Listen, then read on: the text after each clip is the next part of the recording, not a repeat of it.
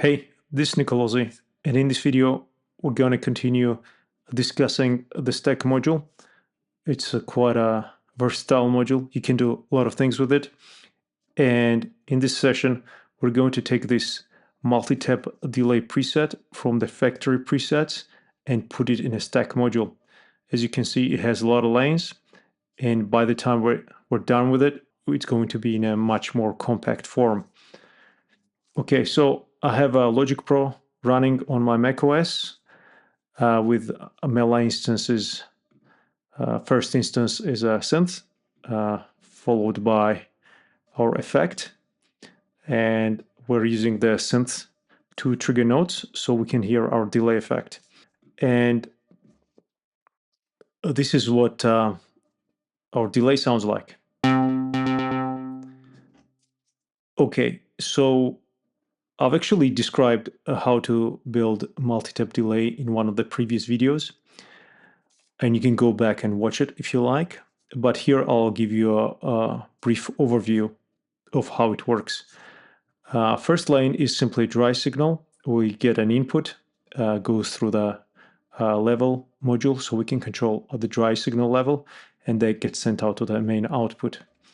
The second lane takes, again, the input signal, and then we have another level control. This is our wet signal, and it gets sent to the bus 1. And then all the other lanes are delay taps, receiving audio from bus 1, and they're delaying it by different amounts. And then they're processed through a penner and EQ modules and finally volume before they get sent out to the main output. One exception is the last lane, which is our feedback tap. It doesn't send its output to the main output. Instead, it sends it to bus 2. And then we have a feedback module, which receives a signal from bus 2, and this creates a feedback loop. Okay, so the first thing we're going to do is we're going to insert an empty lane, and then I'll insert a stack module, which can be found under signal routers category. And in a previous video, we used merge MIDI mode. Now we're going to use some audio. The difference is that in a merge MIDI, at the output, all the MIDI signals are merged together. It gets sent to the output, and audio signal is ignored. And in some audio mode, it's the opposite. MIDI outputs of each stack module is ignored, and instead the output audios are summed. Or if processing polysignal audio components are summed. Okay, so the first thing we're going to do is we're going to move these lanes, lane 1 and 2, into our stack. And let's do that now. And now move the lane 2. Okay, so now lane 1 and 2 are embedded inside our stack module. And what's happening here is that basically nothing changes. If we play the sound, it will sound the same.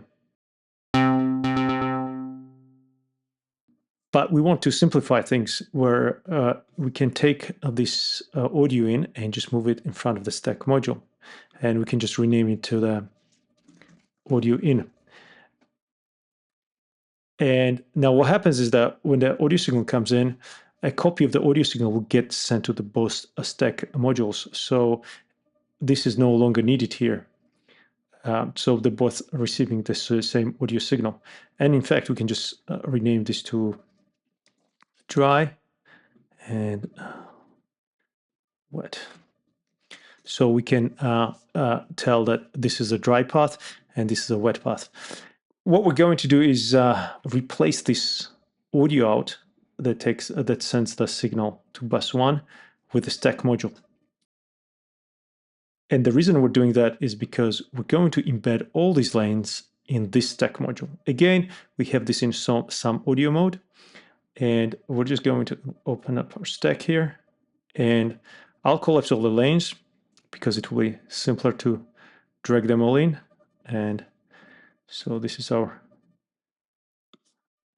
tap 1, tap 2, tap 3, tap 4, and finally our feedback tap. And again, our effect should sound the same still. However, we can simplify this because we no longer need bus 1. We replaced our audio out, which was sending a signal to bus 1. And now the wet signal goes straight to our stack 2. We can just rename this and call this taps. And each tap gets a copy of the signal. So audio in modules are no longer required. You can just delete them all.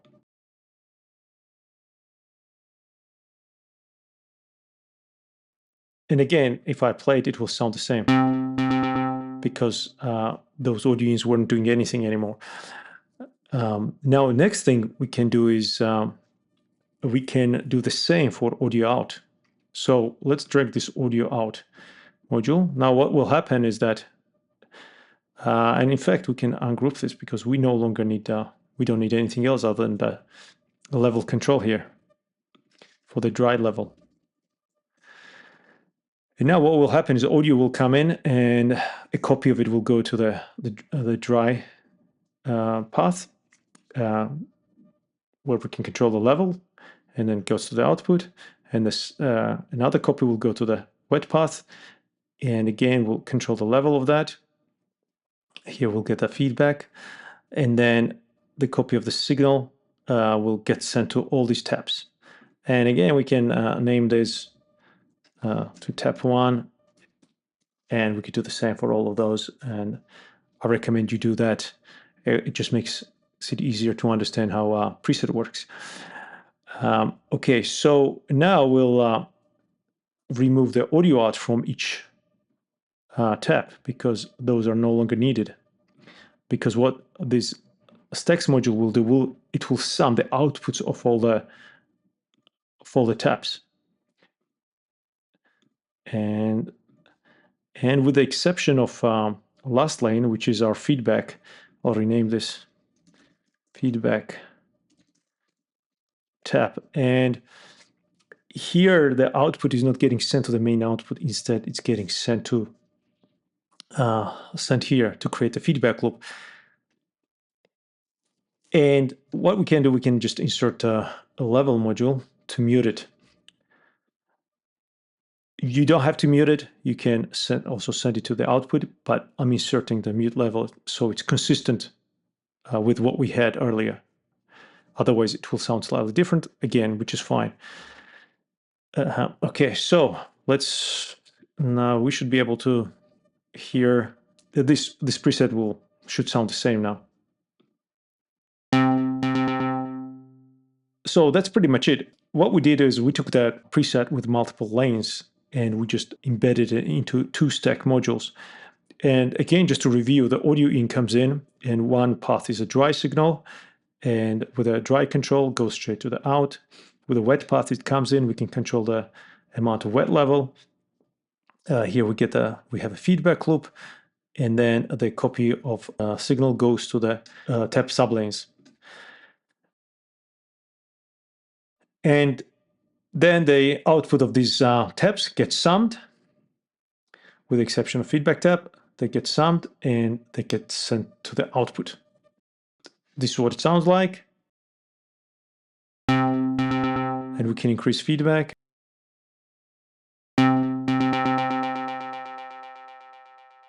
Okay, so as you can see, we were able to remove a lot of audio in and audio out modules and just use 2 stack modules to recreate our multi-tap delay. And it has a much more compact form. This is, obviously you don't have to do this. If you prefer doing it the other way, you can do it that way. But this is an alternative way of doing it where you're routing signals using the stack modules. And it gives you more compact form.